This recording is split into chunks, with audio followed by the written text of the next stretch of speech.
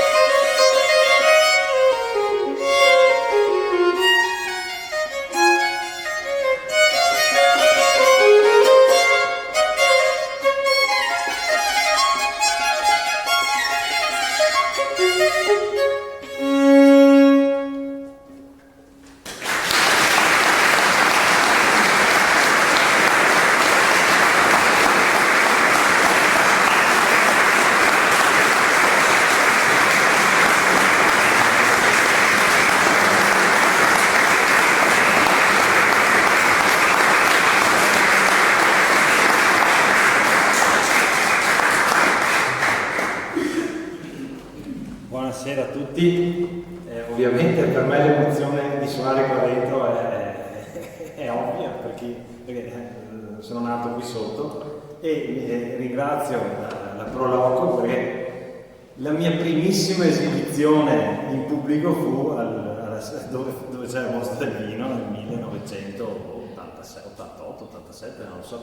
Quindi per me è un'emozione unica e soprattutto un piacere enorme essere con il mio amico Stefano, con cui suoniamo insieme da sarà 15 anni. Ecco. Allora, diciamo che a noi piace, essendo insegnanti, anche dare alcune indicazioni per l'ascolto, quindi lascerei la parola a Stefano. Buonasera a tutti, anche da parte mia. Abbiamo suonato una sonata per 2 violini senza basso di Georg Philipp Telemann e volutamente abbiamo deciso di non dire nulla prima dell'esecuzione per farvi assaporare 2 modi diversi di ascoltare la musica. Il primo modo, quello di cui avete appena usufruito, è quello, diciamo, per chi non sa cosa sta sentendo. Sente della bella musica, l'ascolta con piacere, speriamo almeno, e che vi sia piaciuto, ma degli applausi direi proprio di sì, e però non ha alcune informazioni su quello che ha appena ascoltato. Un po' come un profano di vini, come posso essere io, beve un bicchiere di vino, se lo gusta e lo apprezza, senza però sapere nulla. E questa è una cosa giustissima, in particolare con la musica. Tante volte si sente dire la frase io non capisco niente di musica, è un peccato perché nessuno si permetterebbe di dire davanti a un bicchiere di vino non capisco niente di vino, lo beve e lo apprezza, oppure davanti a un'opera d'arte. Non c'è questa specie di complesso di inferiorità. Purtroppo con la musica questa cosa capita. Perché ci sono 2 modi di ascoltare la musica, quello diciamo così sensoriale, di impatto istintivo, e quello che magari è informato, che appunto sfrutta alcune informazioni. E il secondo brano che suoneremo di Telemann l'ascolteremo invece in modo diverso perché vi daremo qualche informazione e faremo una brevissima guida all'ascolto. Quindi proverete a vedere se si prova qualcosa di diverso a sentire un brano di musica dopo una spiegazione, dopo una breve guida all'ascolto. Ecco, allora, magari spengo il microfono e facciamo anche gli esempi con il violino, se no. Ecco. Vai. Adesso vi facciamo sentire giusto 2 punti, 2 proprio poche battute del brano che avete appena ascoltato. Poi capirete perché. Allora facciamo la battuta, è il 14 e 15 il primo movimento.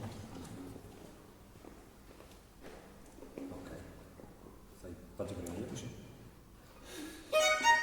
Aspetta, sì, ok. Normale.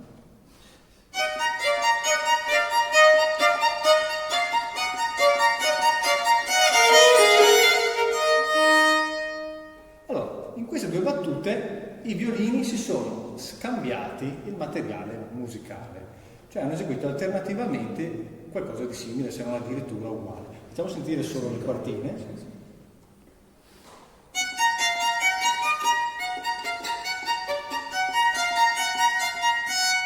E l'altra parte fa così.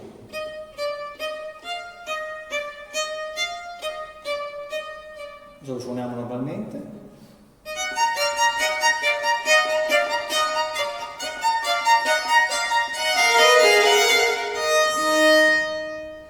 Avete sentito che i 2 strumenti si scambiano e si alternano rapidamente con le stesse note. Vi facciamo un altro piccolo esempio e poi passiamo al brano successivo.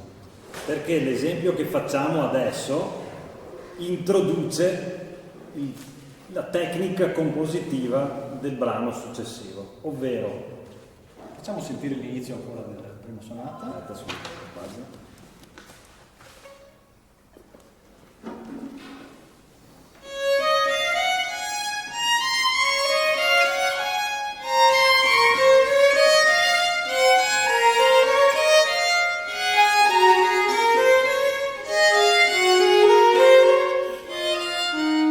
Praticamente avete sentito che i 2 violini eseguono la stessa identica parte sfasati di un po' di tempo. Non sarà tutto il brano basato su questa tecnica, ma inizia con questa tecnica. La sonata che eseguiremo adesso, questa tecnica si chiama canone, la sonata che eseguiremo adesso è interamente basata su questa tecnica compositiva, è in 3 movimenti, uno veloce, uno lento e uno veloce, tutti e 3 costruiti su una melodia esposta dal primo violino, ripetuta a distanza di qualche tempo, perfettamente identica. Per capirsi, volendo potremmo leggere tutti e due lo stesso identico foglio, la stessa identica riga, semplicemente uno parte prima e l'altro lo segue a una distanza ben precisa, ma eseguiamo esattamente le stesse. In sonata numero 4, canonico numero 4 di Gheorghe Filipp Telemann, che, come ha detto il mio collega, è in 3 movimenti.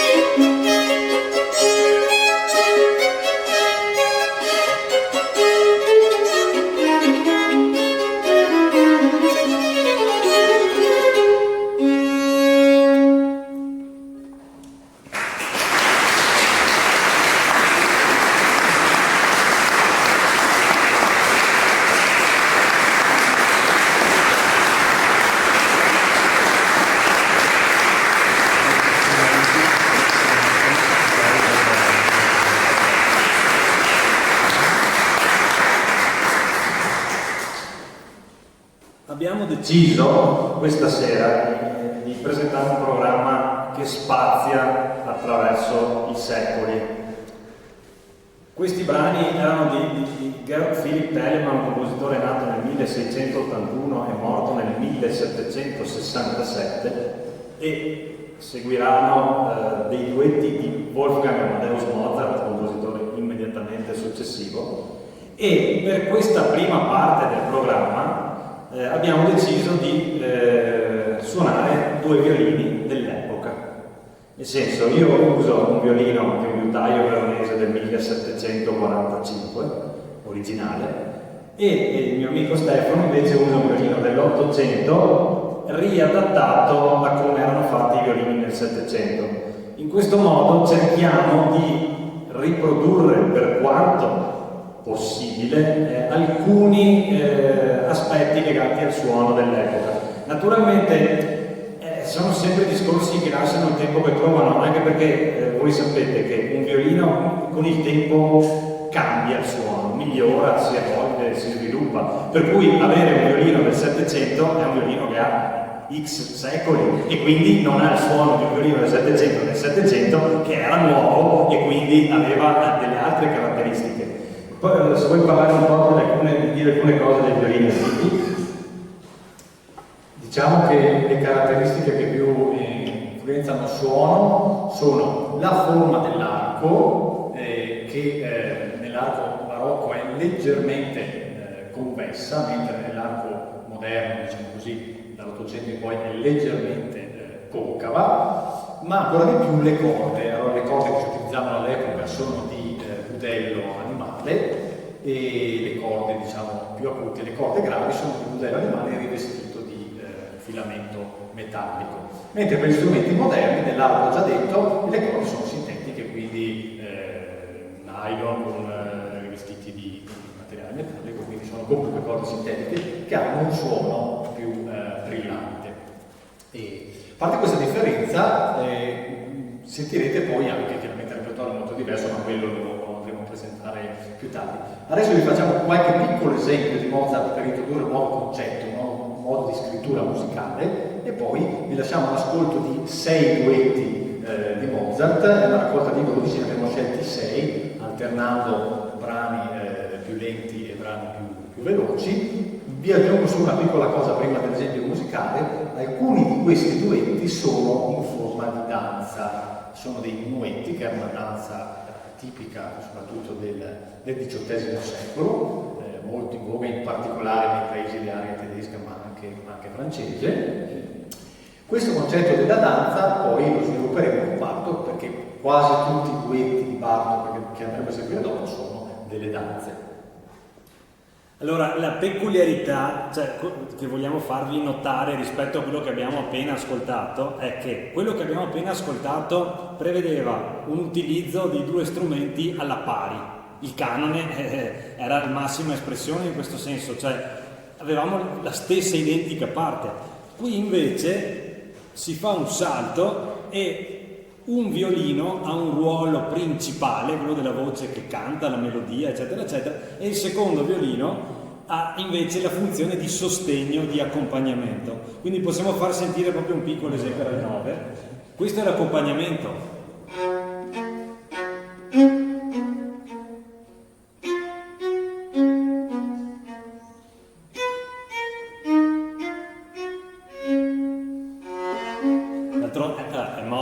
È bello anche un accompagnamento, ovviamente. Una persona che sentisse questa, tra virgolette, melodia potrebbe dire cosa sta suonando. Possiamo quasi dire che non ha molto senso, almeno non ha senso da solo. Se io suono invece la melodia, quindi tra virgolette la parte principale, è questa.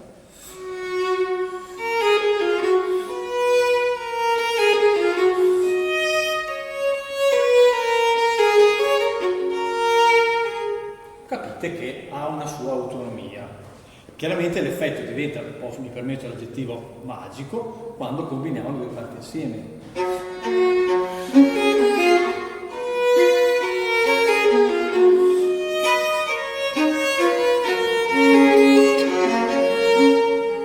Ecco, in Mozart questo tipo di scrittura è quella, diciamo, prevalente. E vi aggiungo solo una piccola cosa, una curiosità, è il tipo di scrittura musicale a cui siamo più abituati anche al giorno d'oggi. Qualsiasi canzone pop o rock ha una linea melodica cantata dal solista o qualche volta dalla chitarra elettrica e accompagnata dagli altri strumenti della band. Quindi in realtà è un principio musicale a cui siamo molto abituati.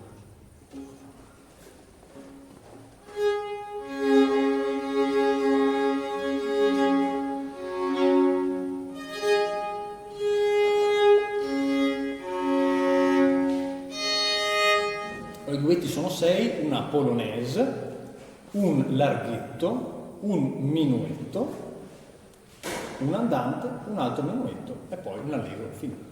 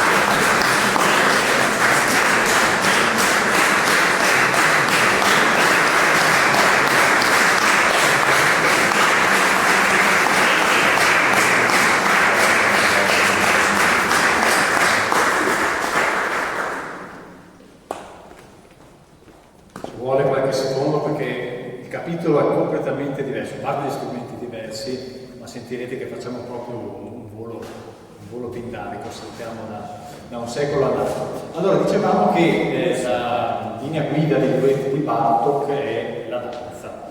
E tra l'altro Bartók è una figura importantissima, uno dei più grandi compositori del Novecento, e è importante anche perché è stato, diciamo, uno dei fondatori dell'etnomusicologia, è stato uno dei primissimi a fare uno studio scientifico delle musiche dei popoli, in particolare di area balcanica, sfruttando anche la neonata tecnologia del fonografo. Chiaramente eravamo proprio alle origini, ma questi strumenti hanno permesso di poter registrare e poi quindi immortalare queste tradizioni popolari che altrimenti sarebbero andate perdute. E eseguiremo 12 duetti di Bartók, sono molto brevi, li eseguiremo a gruppi di 3, facendo qualche brevissima osservazione, perché sono ricchi di spunti, in particolare timbrici. Cosa vuol dire? Che gli strumenti vengono usati anche, non dico in modo estremo, ma vengono sfruttati nel pieno delle risorse, con una serie di trovate che poi mano a mano vi spiegheremo. Allora, quando Roberto mi chiama e mi dice vieni a suonare a San Vigilio, gli dico di sì, a prescindere, perché questa è forse la migliore acustica in cui io abbia mai suonato, anzi posso anche togliere forse, va bene, siete felice, d'accordo, ma è tutto un altro contesto. Abbiamo scelto appunto per valorizzare questa meravigliosa acustica due fasi, diciamo, molto lontane nella storia della musica, perché sono caratterizzate da grandi differenze proprio acustiche. Adesso sentiremo il violino trattato in una maniera molto più esasperata, possiamo dire, in certi momenti, e quindi adesso questo luogo è perfetto per poter assaporare queste differenze.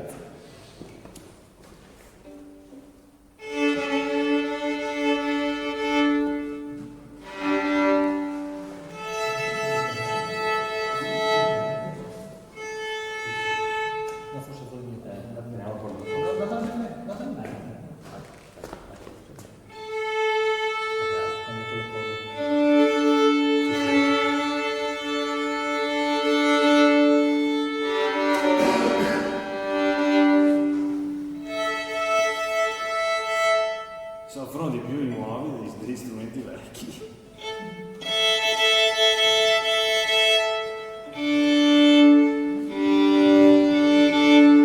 Allora, solo due parole sui primi 3 duetti che andremo a eseguire, sono tutti molto brevi, credo che il più lungo duri 1 minuto. Allora, il primo è una canzone ungherese, si intitola proprio così, canzone ungherese. Vi faccio sentire la melodia iniziale e si sente subito che abbiamo cambiato atmosfera e che è chiaramente una melodia popolare, quasi una specie di ninna nanna.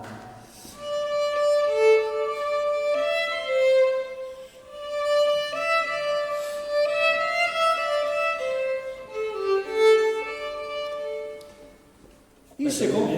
Una cosa, a differenza di Mozart, dove tutto suonava familiare, suonava rassicurante, suonava bello, tanto per usare un vocabolo banale, se noi sentiamo già come il secondo violino interferisce nella prima parte, sentite che comincia a mettere dei punti interrogativi nella testa di chi ascolta.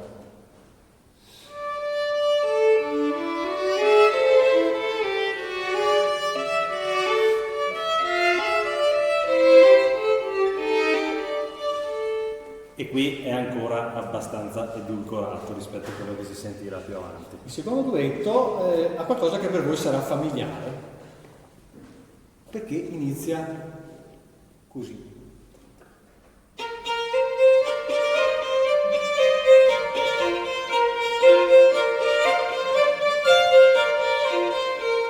Anche se non sembra, abbiamo suonato le stesse identiche note. Quindi la prima riga di questo secondo duetto utilizza una tecnica molto antica, anche se l'atmosfera sentite che è completamente diversa, però questo è a tutti gli effetti un canone. Quindi lo stesso procedimento che avete sentito in Telemann. Sottolineo un'altra cosa, spesso nei duetti sentirete un suono molto generoso, molto ampio, perché Bartók utilizza la possibilità che ha il violino di eseguire di suonare più di una corda contemporaneamente. Quindi in certi momenti sembreranno addirittura 4 violini, perché ci saranno 4 corde che vivono contemporaneamente. L'ultimo brano di questo primo terno, diciamo, di brani utilizza il suono delle corde vuote. Le corde vuote sono semplicemente le corde del violino come vengono suonate da chi è proprio alle prime armi, senza l'utilizzo della mano sinistra, quindi così, con le dita che non toccano le corde. Questo permette di avere un suono chiaramente molto aperto, che spicca molto rispetto al resto del brano.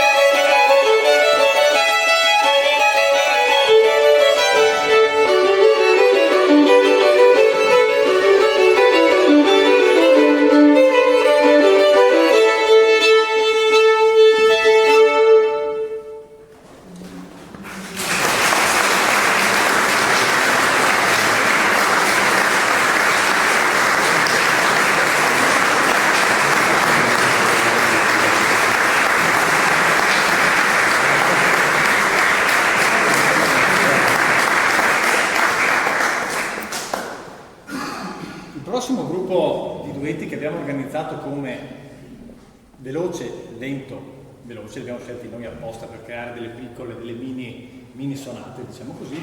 Nel prossimo gruppo di duetti vedrete intanto utilizzato un po' di più l'espediente che già avete visto una volta fare da Giovanni del pizzicato, quindi il violino semplicemente che ogni tanto viene utilizzato senza l'archetto ma col pizzicato, e ci sarà in questi duetti che andremo a suonare un uso abbastanza ampio delle dissonanze di cui Giovanni vi ha parlato poco fa. In particolare il secondo brano è molto interessante, si intitola Addio alla sposa.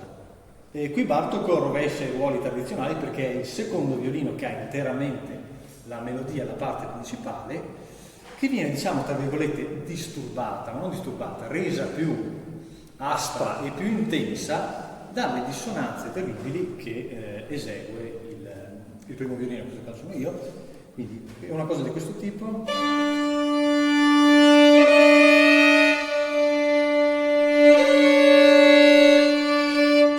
Tutto questo andrà ad accompagnare. Adesso l'ultimo qua. Sì. Sentiranno in alcuni momenti dei suoni di questo tipo.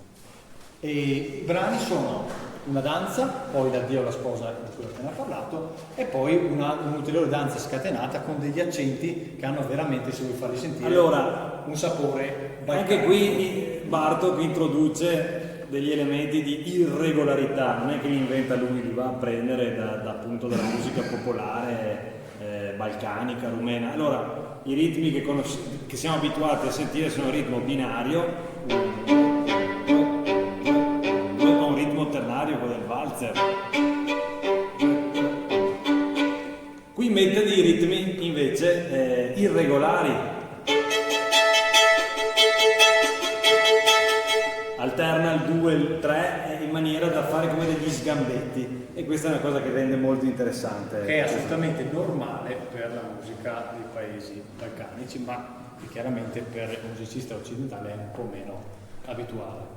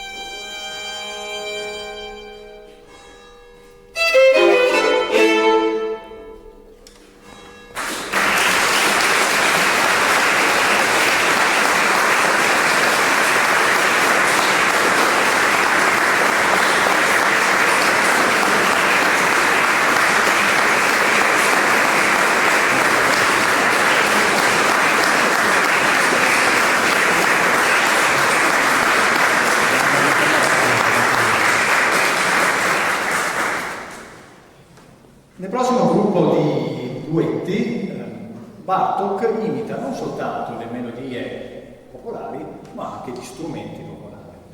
Nel primo e nel terzo duetto che sentirete, il terzo è una variazione del primo, una variazione ritmica, e imita le cornamuse. Semplicemente il brano si intitola Cornamuse, che sono rappresentate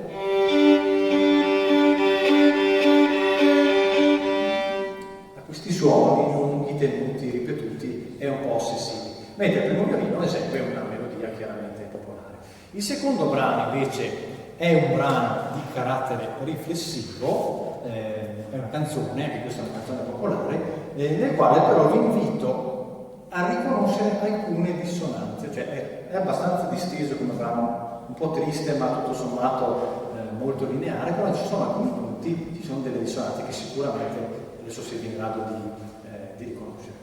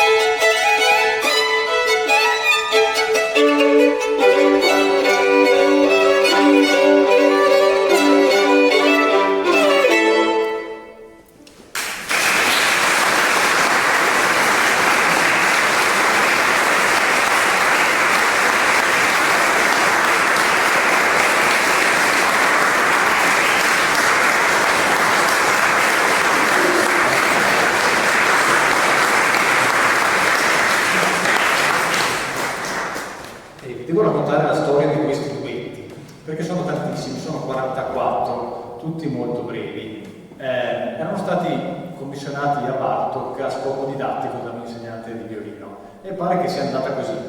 Bartók ne ha scritti un certo numero, poi questo suo amico, non contento, gli ha chiesto di scrivere un po' più facili, perché erano un po' troppo difficili per i suoi alunni. E lui ne ha scritti un altro po', anche questi erano troppo difficili. Allora ne ha scritti un pochino più semplici. E così, diciamo, andando, se vogliamo, a ritroso. Alla fine è venuta una raccolta di tanti duetti, anche se sono tutti molto brevi, come avete sentito. Diciamo che quelli che abbiamo suonato noi sono tutti, diciamo, dal medio in su. Dal medio in su, non abbiamo suonato i primissimi, che però sono degli autentici capolavori, anche quelli sono veramente delle miniature. Adesso andremo a eseguire gli ultimi tre, il 42, il 43 e il 44, che sono quelli, diciamo, che hanno un effetto più impressionante, a volte quasi orchestrale, perché Bartók veramente usa tutte le possibilità tecniche del violino. Il primo è una danza araba, e riconoscerete subito all'ascolto l'intervallo musicale tipico della musica araba. Poi in questo stesso duetto Bartók utilizza qualcosa che addirittura ha preso il suo nome, che è il pizzicato alla Bartók. Si può fare addirittura più violento di così, ma c'è il rischio di scordare lo strumento. La corda viene presa da sotto, tirata, in modo da sbattere sulla tastiera quando ritorna alla sua sede. Il secondo duetto si intitola semplicemente pizzicato, quindi è interamente pizzicato, dall'inizio alla fine, possiamo tranquillamente appoggiare l'archetto. E l'ultimo, il più, quello che è più roboante proprio, è la danza transilvana, nel quale, oltre sempre a questo intervallo tipico della musica balcanica orientale che avete appena ascoltato, sentirete un ampio uso delle corde doppie. Molto spesso i violini suonano entrambi le corde doppie, quindi l'effetto è quasi quello di un quartetto. Buon ascolto.